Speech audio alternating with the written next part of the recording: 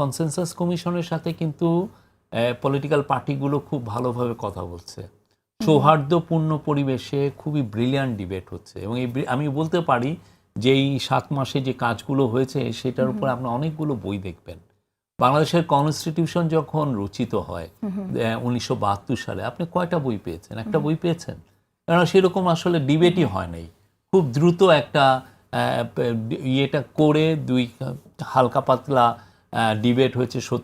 কি যেন সুরঞ্জিত সেনগুপ্ত হয়তো বা 2-1টা কথা বলেছেন, মানবেন্দ্র লারমা কথা বলেছেন, হ্যাঁ ওনারা কথা বলেছেন, এর বাইরেই তেমন একটা নাই। এবার দেখেন আমরা যে পলিটিক্যাল, আমরা গত 54 বছরে আমরা যেই আমাদের কনস্টিটিউশন কেন শক্তিশালীভাবে একটা ডেমোক্রেটিক অর্ডারকেই এনশিওর করতে পারেনি সেটা নিয়ে ডিবেট হয়েছে।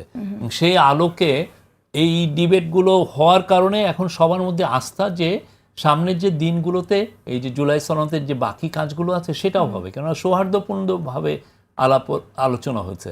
তো ফলে অনেকে অনেক ধরনের ইয়ে করছেন যে জামাত এটা বলছে, বিএনপি এটা বলছে, এনসিপি। আমরা কিন্তু এটা উড়িদ না। আমরা মনে করি তারা কনসেনসাস কমিশনের সাথে বসবেন, বসে তারা জাতীয় স্বার্থে খুব সুন্দর একটা শান্তিপূর্ণ সমাধানে